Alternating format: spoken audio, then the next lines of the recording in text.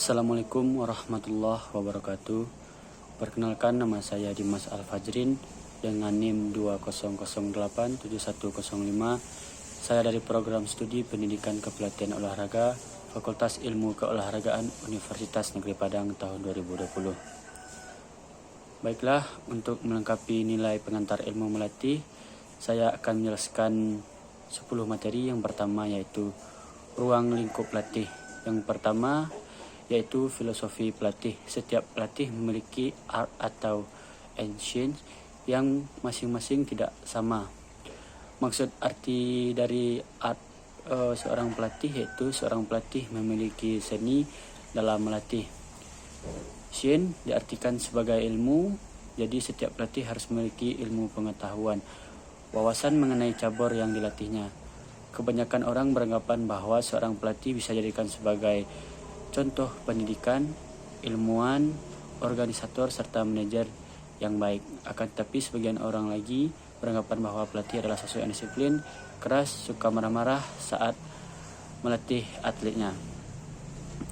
Apapun serta bagaimanapun cara pelatih mendidik para atletnya, dia harus memiliki pemahaman terhadap tugas serta kewajibannya sebagai pelatih atau sebagai seorang guru pelatih supaya bisa menghasilkan atlet yang berprestasi. Seorang pelatih yang andal harus memiliki semboyan atau prinsip untuk mengabarkan motivasi dan semangat bagi para atlet. Yang pertama yaitu bagus atau tidaknya prestasi seorang atlet merupakan gambaran dari kualitas pengetahuan serta keahlian yang dimiliki oleh pelatih. Yang kedua, prestasi yang diraih oleh atlet merupakan gambaran dari keseriusan pelatih dalam memantau perkembangan atletnya selama latihan. Yang kedua, pengertian ilmu melatih. Ilmu melatih merupakan kajian ilmu yang membahas tentang permasalahan seputar atlet, pelatih, latihan hingga pertandingan serta membuat penilaian terhadap hasil selama latihan agar memperoleh prestasi yang optimal. Ilmu melatih merupakan ilmu yang mempelajari tentang teori serta praktek yang berguna untuk mendapatkan prestasi yang optimal. Ilmu melatih adalah ilmu pengetahuan olahraga yang mempelajari dan membahas masalah atlet atau orang yang berlatih, masalah latihan atau training, dan masalah prestasi serta bagaimana meningkatkan dan mempertahankan prestasi seorang atau melalui suatu proses pembinaan yang terprogram secara efektif dan berkesinambungan. Pelatihan merupakan bagian dari sistem pembinaan yang dilakukan oleh pelatih terhadap atletnya yang bertujuan agar atlet yang dibina dapat memperoleh prestasi di bidang olahraga. Yang ketiga, pokok bahasan ilmu melatih. Yang pertama yaitu atlet. Atlet merupakan individu yang mengikuti proses latihan dan diberikan materi atau training olahraga sesuai dengan kebutuhannya guna tercapainya prestasi yang maksimal. Atlet sering pula dieja sebagai atlet atau olahragawan adalah seorang yang mahir dalam olahraga dan bentuk lain dari latihan fisik. Menurut Kamus Besar Bahasa Indonesia, atlet adalah olahragawan, terutama yang mengikuti perlombaan atau pertandingan kekuatan, ketangkasan, dan kecepatan. Seorang atlet juga olahragawan atau olahragawati adalah orang yang bersaing dalam satu atau lebih olahragawan melibatkan kekuatan fisik, kecepatan atau daya tahan. Penggunaan istilah dalam olahraga seperti golf atau balap mobil agak kontroversial. Atlet mungkin adalah profesional atau amatir menurut Collins 2020. B. Pentingnya pelatih. Dalam olahraga, pelatih adalah orang yang terlibat dalam arahan, instruksi, dan pelatih operasi tim olahraga atau olahragawan individu. Seorang pelatih mungkin juga seorang guru. Pelatih ialah seorang yang bertugas untuk mempersiapkan fisik dan mental olahragawan maupun kelompok olahragawan. Sebagian besar pelatih merupakan bekas atlet. Pelatih mengatur fisik, teknik, taktik, dan mental serta menyediakan dukungan moral kepada atlet. Pelatih kepala ialah seorang profesional yang melatih dan mengembangkan olahraga pria dan wanita. Ia biasanya dibayar lebih daripada pelatih biasa. Pelatih sering dibantu oleh orang lain seperti staf atau asisten pelatih. Seringkali dalam tim olahraga besar, pelatih kepala tak banyak melakukan kerja pengembangan rincian seperti teknik bermain.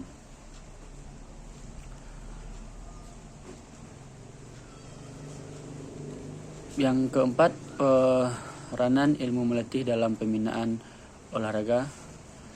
Pembinaan olahraga tujuannya adalah pencapaian prestasi maksimal yang diwujudkan dengan ilmu melatih, mulai dari prestasi pada tingkat daerah, nasional maupun internasional. Dalam ilmu melatih, semua kegiatan pembinaan dilakukan secara terstruktur dan terencana, yang dibuatkan dalam sebuah program sehingga lebih mudah untuk mengendalikan proses dan suatu pembinaan olahraga tersebut. Mungkin hanya sekian yang dapat saya sampaikan. Kalau ada kata-kata saya yang salah, saya mohon maaf. Wassalamualaikum warahmatullahi wabarakatuh. Materi yang kedua yaitu prestasi olahraga dan prinsip latihan. 1. Prestasi olahraga dan olahraga prestasi. Prestasi olahraga adalah hasil upaya maksimal yang dicapai seseorang olahragawan atau atlet atau sekelompok orang, tim, atau ribu dalam bentuk kemampuan dan keterampilan menyelesaikan tugas-tugas gerak baik dalam kegiatan latihan maupun dalam kompetisi dengan menggunakan parameter evaluasi yang jelas dan rasional. Disiplin olahraga yang membantu dan mengembangkan olahragawan atau atlet secara sistematis, berjenjang dan berkelanjutan melalui latihan dan kompetisi yang didukung ilmu pengetahuan dan teknologi keolahragaan untuk meraih prestasi terbaik atau top performer. Prestasi olahraga dapat dicapai melalui berbagai tahap. Tahapan pembinaan dalam bentuk piramida adalah merupakan gambaran dari tahapan-tahapan proses permasalahan dengan dimulai atlet usia dini sebanyak mungkin yang ikut melakukan olahraga sehingga kesempatan untuk memilih calon atlet berbakat sangat terbuka. Kemudian tahap kedua, pembinaan dengan proses pemanduan bakat mengikuti kegiatan olahraga yang mengarah kepada spesialisasi, pelatihan yang intensif dengan pelatihan yang berkualitas, disiapkan kepada pembinaan yang mengarah kepada pencapaian prestasi. Berikutnya baru pembinaan prestasi pada saat atlet berbakat mencapai usia emasnya pada cabang olahraga yang digeluti. Yang kedua yaitu komponen prestasi olahraga. Ada 4 komponen yang menentukan prestasi olahraga. Keempat komponen ini tidak bisa dipisahkan karena saling memiliki keterkaitan satu sama lain. 4 komponen tersebut ialah kondisi fisik, teknik, taktik, dan mental. Misalkan kondisi fisiknya baik tapi teknik, taktik, dan mental tidak mendukung individu tersebut, maka tidak dapat mencapai prestasi maksimal. Contohnya, seorang atlet memiliki teknik, taktik, dan mental yang bagus tapi kondisi fisiknya tidak baik, maka akan sama hasilnya, tidak dapat mencapai prestasi maksimal. Oleh karena itu sangat penting diupayakan oleh seorang atlet untuk memperhatikan keempat komponen penting tersebut. 3 yaitu faktor yang mempengaruhi prestasi olahraga. Yang pertama, faktor internal. Faktor internal tentu berasal dari dalam diri atlet tersebut. Sebenarnya musuh terbesar dalam olahraga itu adalah diri sendiri. Bagaimana kita mampu untuk mengendalikan diri kita dalam latihan atau bertanding. Menurut Syafruddin tahun 2011, faktor internal itu dari diri atlet itu sendiri dengan segala potensi yang dimilikinya. Keberhasilan yang ditunjuk atau ditampilkan seorang atlet dalam suatu kompetisi terutama ditentukan dan dipengaruhi oleh kemampuan atau potensi atlet terpadu, baik kemampuan fisik, teknik, taktik, dan mental. Yang kedua yaitu faktor eksternal. Faktor eksternal yaitu faktor yang berasal dari luar, di mana faktor eksternal ini adalah yang berasal dari luar diri atlet tersebut. Menurut Syafruddin tahun 2011 mengatakan faktor eksternal adalah faktor yang mempengaruhi prestasi atlet yang berasal dari luar diri atlet tersebut. Potensi yang dimiliki atlet. Faktor eksternal dimaksud adalah faktor pelatih, pembina atau cuaca, gizi, sarana prasarana, organisasi, penonton, wasit, hakim garis, keluarga, dan lain sebagainya. Intinya semua faktor yang mempengaruhi prestasi atlet tersebut berasal dari luar, bukan dari diri atlet tersebut. Seringkali atlet berhasil dalam bertanding menang karena pelatihnya yang begitu memotivasi dan mengarahkan serta menguatkan atlet agar berjuang maksimal. Akan tetapi banyak juga atlet yang gagal dalam bertanding kalah karena memiliki permasalahan terhadap pelatih. Hal ini tentu menjadi perhatian yang besar bagi kita karena tidak hanya persoalan pelatih saja yang bisa membedakan atlet berhasil atau tidak. Faktor-faktor dari luar tersebut bisa juga termasuk faktor masalah keluarga atau lainnya, atau masalah dari lingkungan masyarakat atau lingkungan sekitar ia sejak berusia dini sampai dia menjadi seorang atlet. Yang keempat yaitu parameter prestasi olahraga. Kerap kali kita mengatakan bahwa prestasi olahraga itu adalah ketika individu atau tim berhasil memenangkan suatu pertandingan, tapi tidaklah demikian karena secara umum parameter prestasi olahraga dapat dilihat dari dua karakteristik. Yang pertama yaitu prestasi olahraga terukur. Prestasi olahraga terukur adalah prestasi yang dihasilkan atlet dalam bentuk kemampuan dan keterampilan yang dapat diukur dengan jelas dan objektif. Prestasi olahraga pada kelompok ini dapat diukur menggunakan satuan ukur jarak atau panjang, meter, kilometer, atau mil. Satuan ukur berat seperti kilogram, ton, pounds, dan menggunakan satuan skor atau angka seperti skor pertandingan dalam olahraga sepak bola, bola voli, dan bola basket. Prestasi olahraga tidak terukur. Prestasi yang tidak terukur adalah prestasi yang dihasilkan para atlet dalam bentuk kemampuan dan keterampilan yang tidak dapat diukur secara objektif. Pada kelompok ini, prestasi yang pengamatan observasi oleh para pakar cabur, orang ahli di bidangnya terhadap unjuk kerja gerakan yang dilakukan atlet dengan menggunakan kriteria-kriteria atau norma-norma yang disepakati. Sekian penjelasan saya di materi yang kedua. Materi yang ketiga yaitu elemen kondisi fisik. Pengertian kondisi fisik. Kondisi fisik meliputi keadaan fisik dan psikis serta kesiapan seorang atlet terhadap tuntutan-tuntutan khusus suatu cabang olahraga. Menurut Jonas dan Krempel tahun 1981. Sependapat dengan itu, Letzler tahun 1984 mengatakan bahwa kondisi fisik dalam arti luas mengandung unsur kekuatan, kecepatan, kelentukan, dan koordinasi gerak. Dari dua pendapat tersebut dapat disimpulkan bahwa kondisi fisik adalah suatu keadaan fisik seorang atlet untuk melakukan aktivitas suatu cabang olahraga.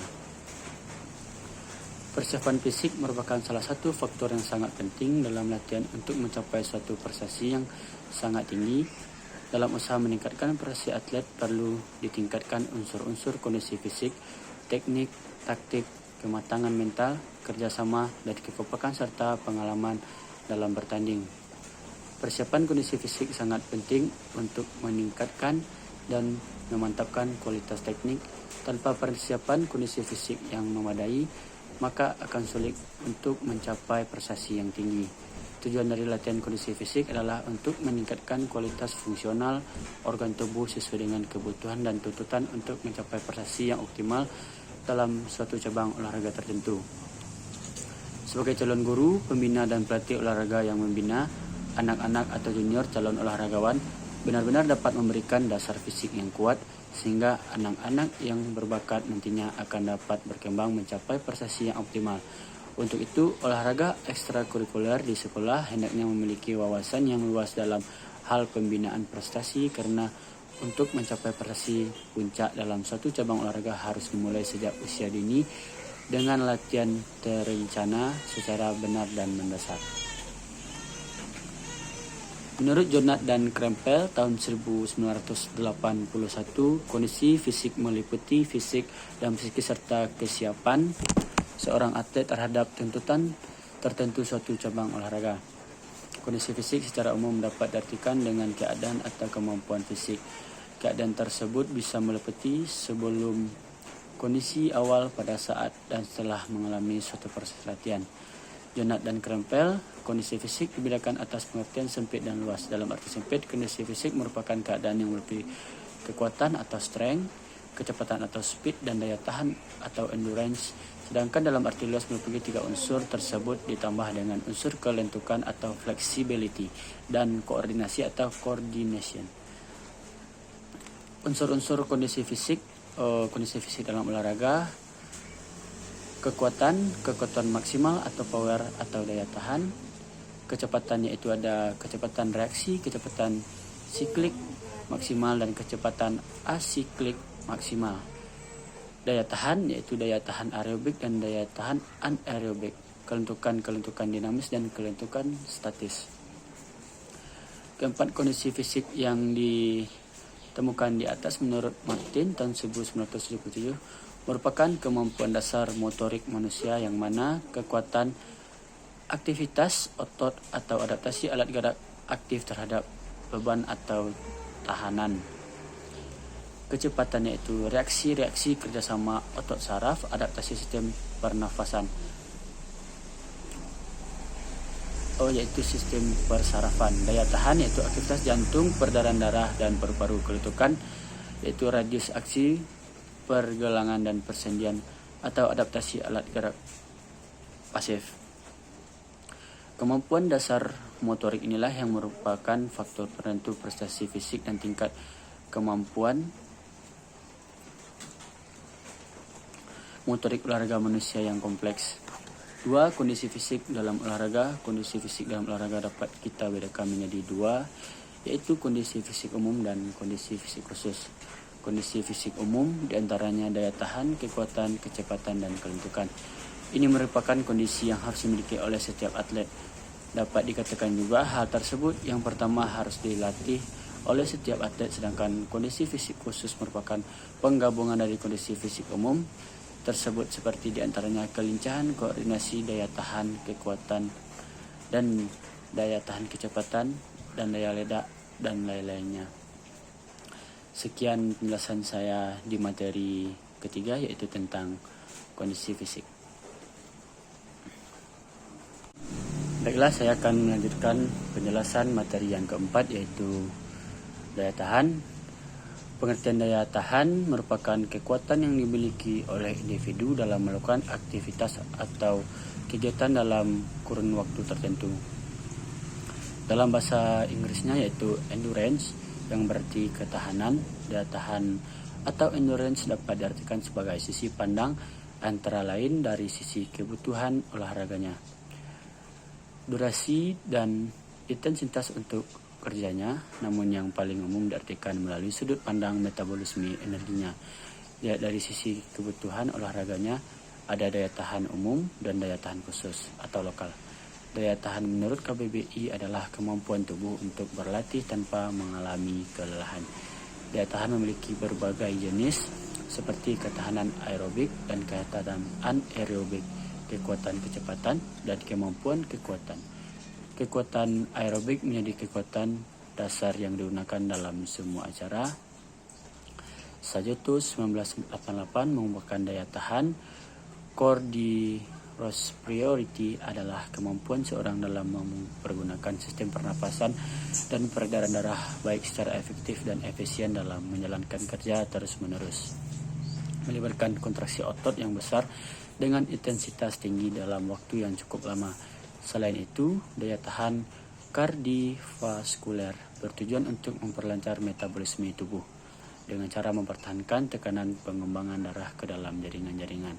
Menurut Sajoto tahun 1988.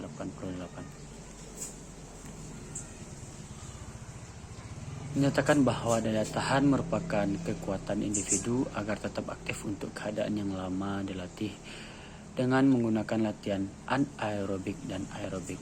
Penelitian yang dilakukan oleh Gastin tahun 2001 menunjukkan bahwa adanya kontribusi energi anaerobik dan aerobik selama melakukan latihan secara maksimal yang dipilih. Durasi 0-10 detik, aerobiknya 6% dan anaerobik 94%. 0-15 detik, anaerobiknya 12% dan aerobiknya 12% dan anaerobiknya 88%.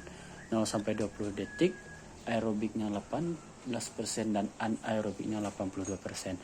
0-30 detik, aerobiknya 27% dan anaerobiknya 73%. 0-45 detik, aerobiknya 37% dan anaerobiknya 63%. 0-60 detik atau 1 menit, 45% aerobik dan anaerobiknya 55%. 0-75 detik atau semenit lebih, 51% aerobik dan 48% anaerobik. 0-90 detik, 56 aerobiknya dan 44% anaerobiknya.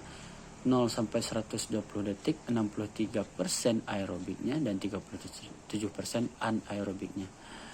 0 sampai 180 detik 70% aerobiknya dan 27% anaerobiknya.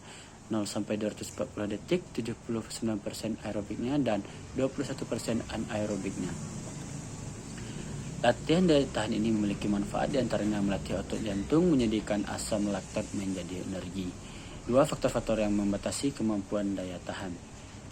Menurut Syafruddin, faktor yang menentukan kemampuan daya tahan waktu lama adalah kapasitas aerobik seseorang, yaitu besarnya penerimaan oksigen atau O2 dalam satuan waktu. Kemampuan penerimaan oksigen maksimal tergantung dari besarnya volume jantung per menit yang ditentukan oleh frekuensi volume jantung. Senada dengan itu, Jonas dan Krempel mengatakan bahwa kemampuan bertahan sangat ditentukan oleh kekuatan fungsi jantung, sistem peredaran darah, kekuatan daya tahan tubuh, sistem pernafasan, sistem persarafan, kemampuan organ-organ tubuh, koordinasi gerakan, serta motivasi. Bentuk-bentuk latihan daya tahan yaitu banyak sekali bentuk latihan daya tahan. Inti dari latihan tersebut ialah intensitasnya rendah, jaraknya jauh, dan waktunya lama. Contoh latihannya daya tahan seperti lari 1-10 km dengan intensitas yang rendah, bersepeda jarak jauh, berenang dengan jarak 500 meter lebih dengan intensitas yang rendah. Sekian penjelasan saya di materi keempat, yaitu tentang daya tahan. Materi yang kelima yaitu kecepatan. Pengertian kecepatan yaitu kemampuan untuk berjalan, berlari, atau bergerak dengan sangat cepat atau tangkudung. Dick tahun 1989 menyatakan bahwa kecepatan merupakan bagian dari kekuatan motorik organ tubuh sebagai cabang dari aturan gerak badan atau gerakan fisik untuk jangka waktu lama.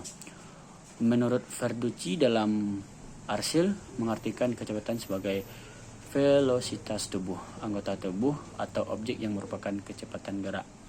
Sudarno memberikan definisi kecepatan sebagai kemampuan untuk bergerak dari suatu tempat ke tempat yang lainnya dalam waktu yang sesingkat-singkatnya. Dengan kata lain, kecepatan merupakan kualitas yang memungkinkan seorang untuk bergerak, melakukan gerakan-gerakan yang sama atau tidak sama secepat mungkin. Kecepatan adalah kecepatan gerak anggota tubuh. Apakah ini kaki, pelari, atau lengan putar tembakan? Kecepatan adalah bagian integral dari setiap olahraga dan dapat dinyatakan sebagai salah satu dari atau komunikasi dari yang berikut: kecepatan maksimum, kekuatan elastis atau daya, dan ketahanan kecepatan. Jenis kecepatan. Pada dasarnya, kecepatan dibedakan atas kecepatan reaksi dan kecepatan aksi gerakan. Kecepatan reaksi terdiri atas kecepatan reaksi sederhana dan kecepatan reaksi kompleks, sedangkan kecepatan aksi dan dapat dibedakan atas kecepatan aksi siklik dan kecepatan aksi asiklik. 1. Kecepatan reaksi. Kecepatan reaksi adalah kemampuan untuk menjawab rangsangan akustik, optik, dan rangsangan taktil secara cepat. Rangsangan akustik maksudnya adalah rangsangan melalui pendengaran seperti bunyi pistol pada waktu start lari jarak pendek, dan bisa juga melalui bunyi fluid, tepukan tangan, dan lainnya. 2. Kecepatan aksi atau gerakan. Kecepatan gerakan diartikan sebagai kemampuan di mana dengan bantuan kelentukan sistem saraf, pusat, dan alat gerak otot dapat melakukan gerakan-gerakan dalam satuan waktu minimal. Kecepatan ini bisa terjadi dalam bentuk kecepatan gerak maju dan kecepatan gerak bagian-bagian tubuh seperti gerakan tangan. Gerakan kaki yang berlangsung secara terpisah. Kecepatan gerak maju dimaksud adalah kecepatan seluruh tubuh untuk bergerak ke semua arah secara cepat. Pada kecepatan gerakan bagian tubuh tidak terjadi perpindahan atau pergeseran tubuh secara ruang. Bila ditinjau dari struktur, fase, dan karakteristik kecepatan gerak yang terdapat dalam olahraga, maka kecepatan gerak tersebut dapat dibedakan atas A. Kecepatan gerak siklik. Kecepatan gerak siklik merupakan produk dari amplitude gerakan dan frekuensi gerakan. Kecepatan gerak siklik seorang sprinter dihasilkan oleh hubungan yang optimal antara panjang langkah dan frekuensi langkah. Panjang langkah merupakan gambaran amplitude gerakan dan frekuensi langkah diartikan sebagai frekuensi gerakan. Contoh dari kecepatan ini adalah renang, dayung, bersepeda, dan sejenisnya. Yang kedua yaitu kecepatan gerak asiklik. Kecepatan gerak asiklik atau kecepatan asiklik merupakan kecepatan gerak yang mempunyai 3 struktur fase, yaitu persiapan, fase utama, dan fase akhir. Kecepatan asiklik ditandai oleh kecepatan kontraksi maksimal dari otot yang terlibat secara eksplosif. Contoh gerakan ini terlihat pada lompat jauh. Dan yang kedua yaitu daya tahan kecepatan. Daya tahan kecepatan merupakan kemampuan tubuh dalam melakukan kegiatan secara cepat dalam jangka waktu yang lama. Tahapan kecepatan diperlukan dalam pengembangan kemampuan anggota tubuh dalam pergerakan saraf otot. Teknik pengulangan dapat dipaksa dengan ketentuan sel yang sulit, repetisi yang rendah per set, dan ukuran lebih besar dari 85% serta memperhatikan jarak yang cukup sekitar 60% sampai 120% dari jarak balap.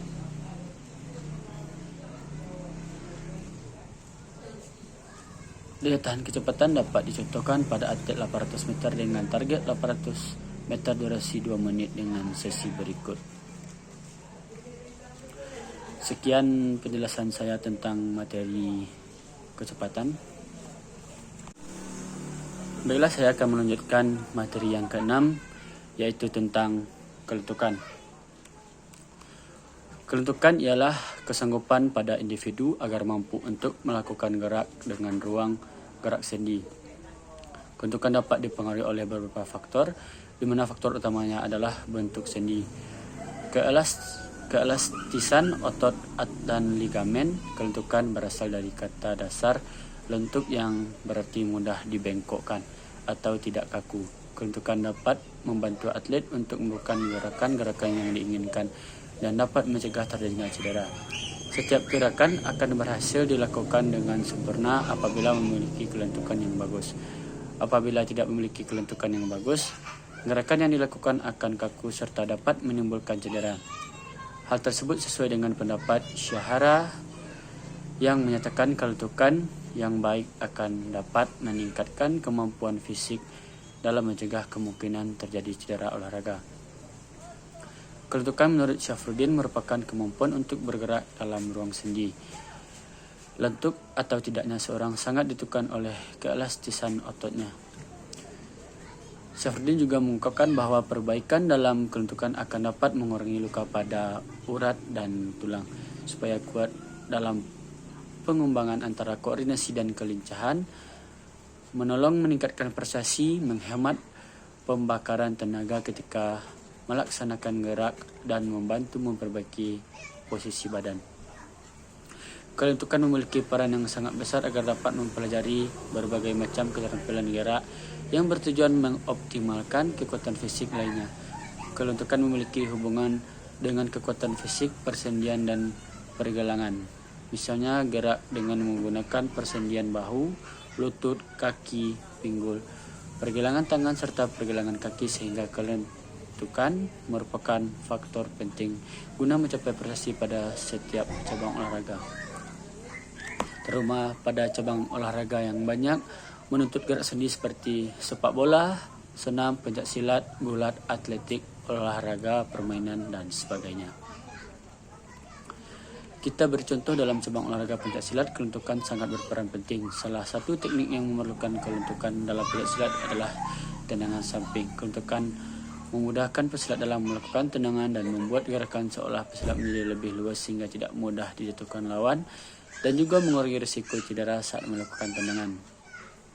Hal ini juga berguna saat tendangan seandainya ditangkap oleh lawan, maka tidak akan mudah untuk dijatuhkan karena mempunyai kelentukan yang bagus.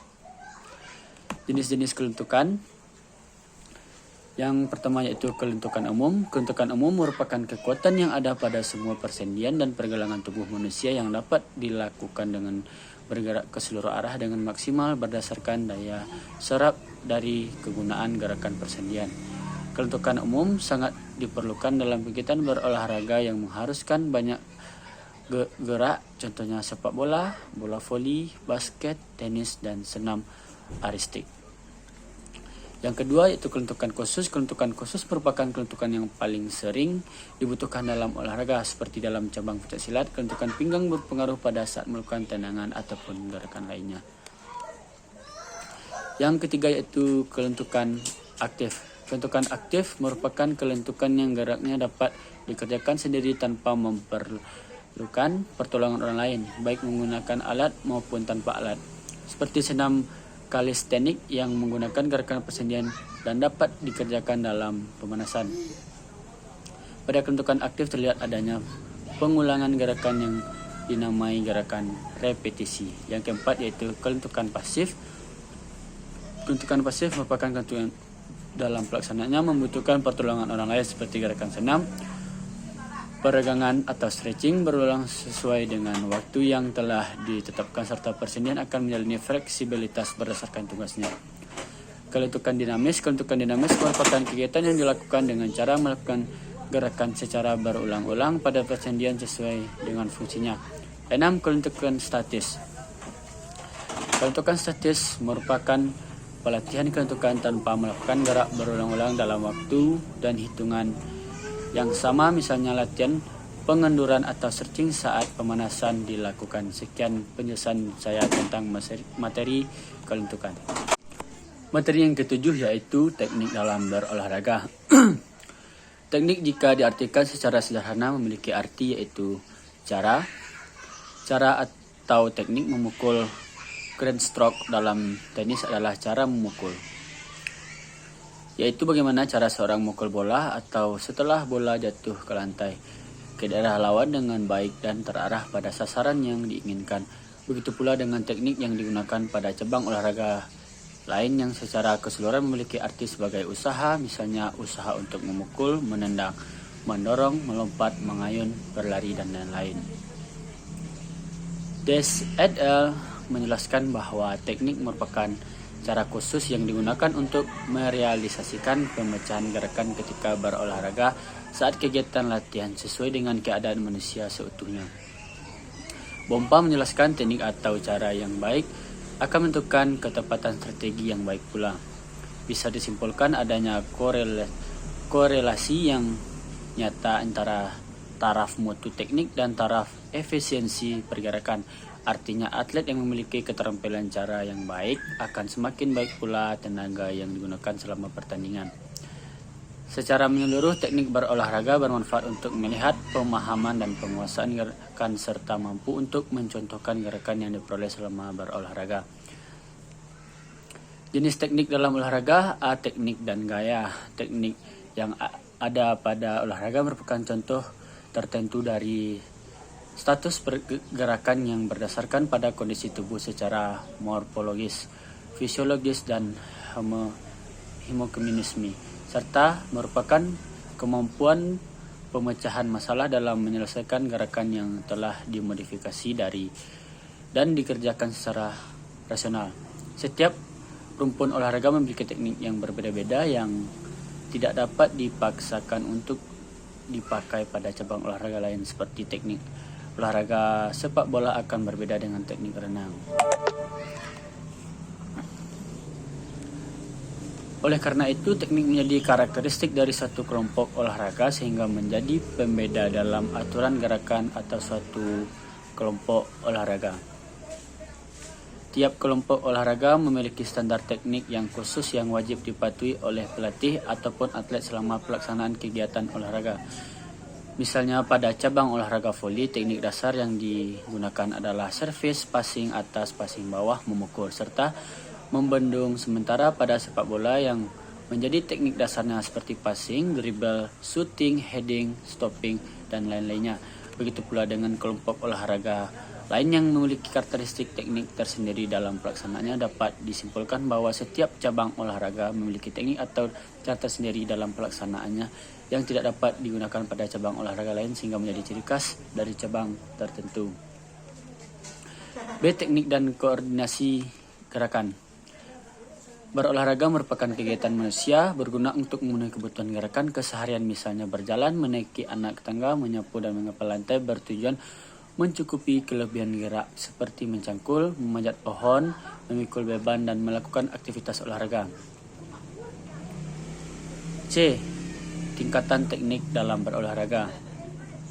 Setiap cabang olahraga memiliki kebutuhan akan teknik tersendiri yang tidak dapat digunakan kepada cabang olahraga lain. Yang membedakannya hanya pada penggunaan kemampuan motorik yang perlu dilakukan oleh setiap cabang olahraga.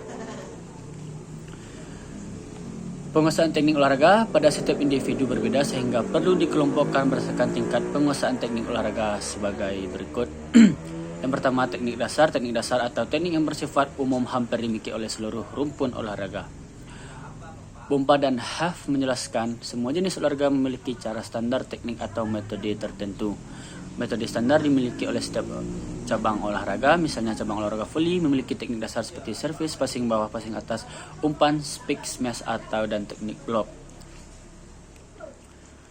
Teknik dasar ini harus ada pada setiap cabang olahraga karena teknik dasar ini merupakan teknik yang mudah dan untuk dilakukan dan belum membutuhkan keadaan fisik. Yang kedua, teknik lanjutan. Teknik lanjutan merupakan pengembangan dari teknik dasar. Teknik lanjutan ini merupakan penguasaan dari tahap koordinasi halus. Tahap koordinasi halus ini individu dapat mengerjakan gerakan secara baik serta benar meskipun dalam keadaan yang kurang bagus untuk mengerjakan metode dari cabang olahraga yang digunakan. Teknik ini mengutamakan keadaan fisik yang susah dilakukan dibandingkan dengan teknik yang lama atau teknik dasar.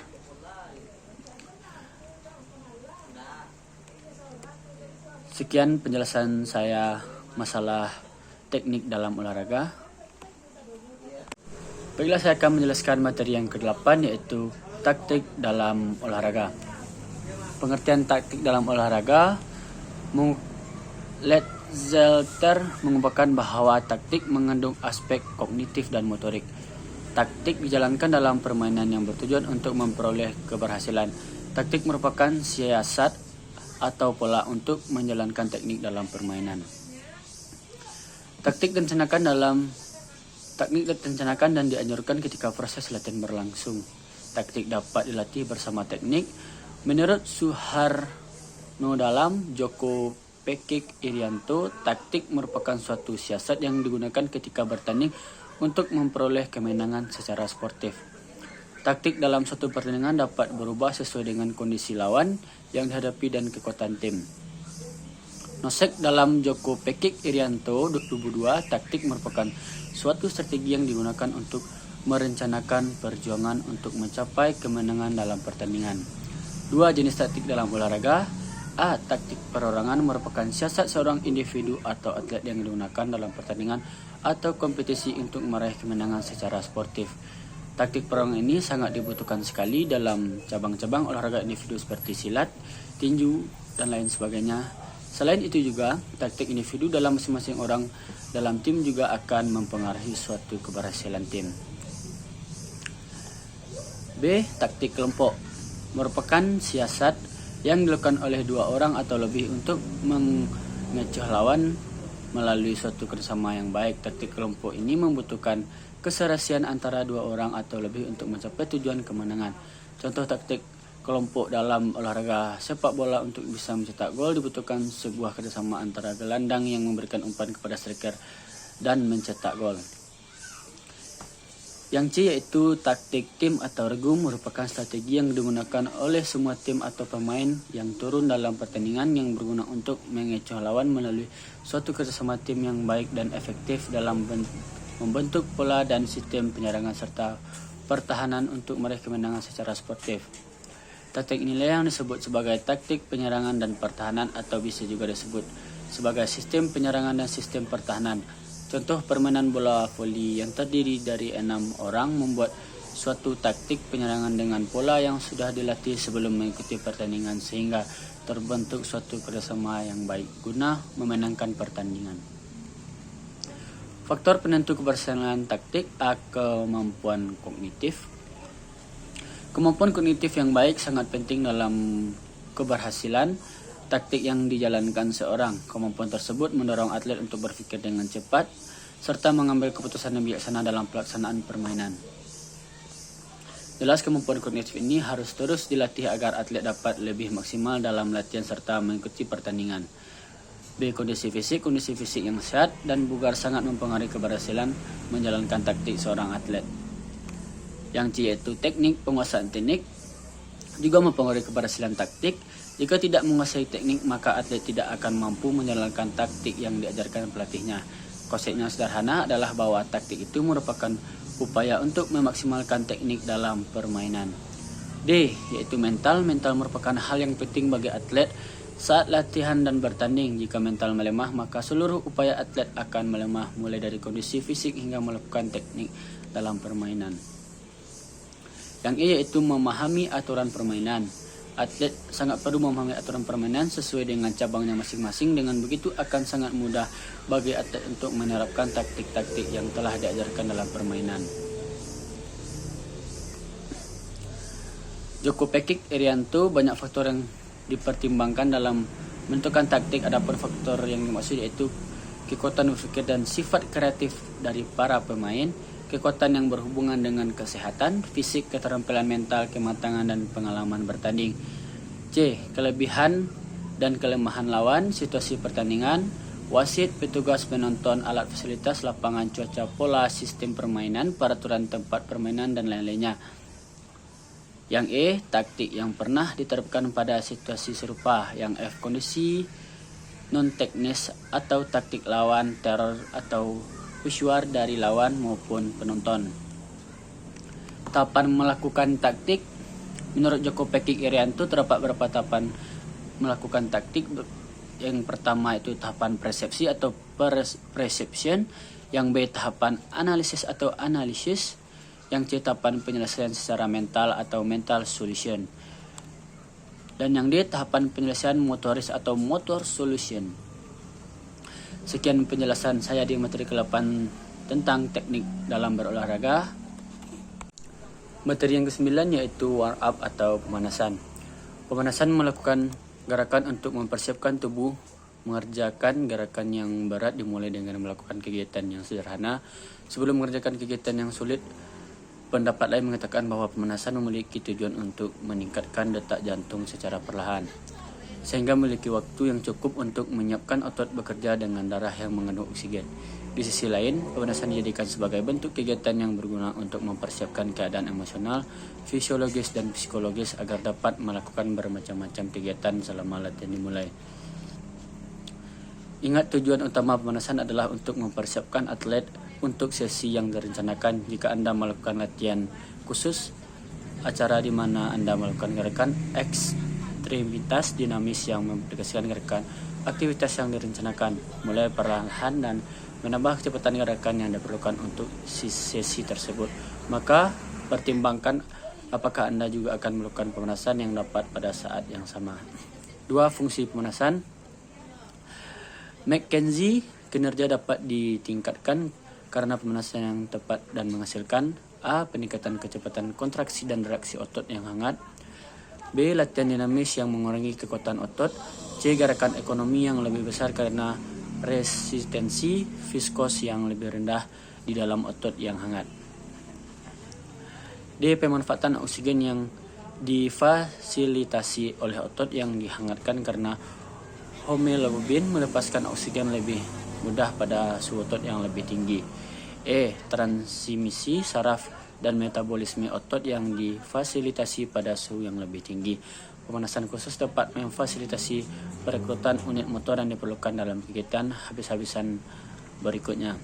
F. Peningkatan aliran darah melalui jaringan aktif ketika pembuluh darah lokal membesar, meningkatkan metabolisme dan suhu otot. G. Mengizinkan detak jantung mencapai tingkat yang bisa diterapkan untuk memulai latihan. H. Berfokus secara mental pada pelatihan atau kompetisi. Pemanasan memiliki banyak manfaat dalam mempersiapkan tubuh melakukan aktivitas fisik yang berat. Adapun manfaat dari pemanasan sebagai berikut menurut Micari J. Aster tahun 2003. A. Peningkatan suhu tubuh serta jaringannya. B. Melancarkan aliran darah melalui kerja otot. C. C. Meningkatkan kerja jantung sehingga bisa menyiapkan bekerjanya sistem kardiovaskular. D. Menambah kenaikan energi yang dikeluarkan oleh metabolisme tubuh. E. Meningkatkan pergantian oksigen dalam hemoglobin. F. Mempercepat perjalanan sinyal saraf untuk memberikan instruksi gerakan.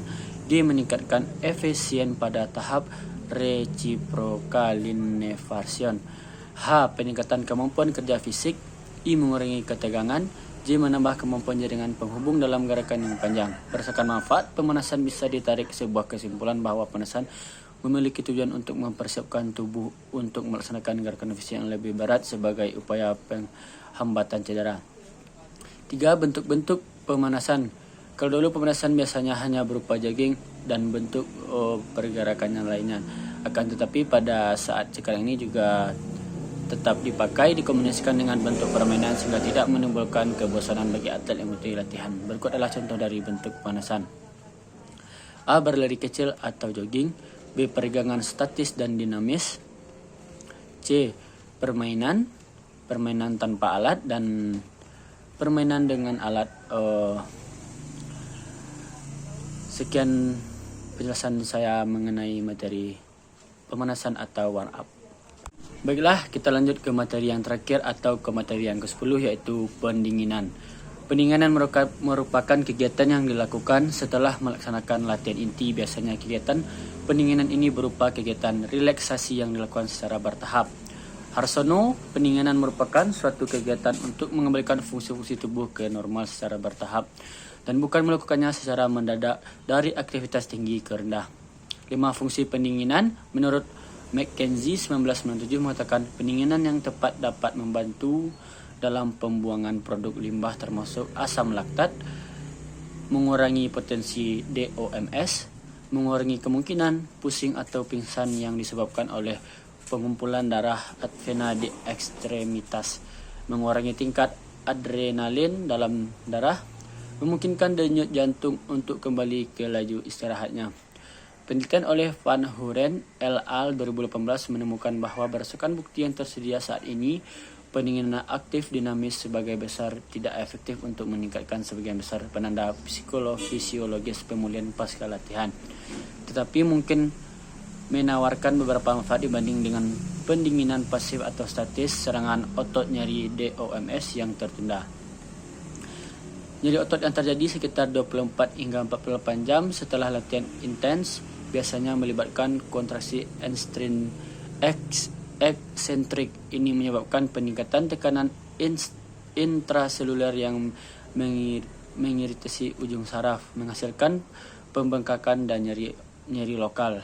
Nyeri dapat menjadi indikasi adaptasi otot yang potensial untuk diikuti. Tetapi jika terus melemahkan, maka itu bisa menunjukkan pelatihan otot yang berlebihan atau kerusakan jaringan otot yang sedikit. Pemanasan dan pendinginan yang tepat dapat membantu untuk menghindari atau mengurangi DOMS. Bentuk-bentuk pendinginan berikut adalah contoh latihan peregangan statis umum yang dapat membentuk bagian dari program pendinginan di akhir sesi latihan. Peregangan dilakukan selama 10 detik atau untuk meningkatkan mobilitas dan rentang gerakan ketika peregangan diadakan selama 30 detik. Dalam semua latihan, bernafaslah dengan mudah saat melakukan itu, menurut McKenzie 1997.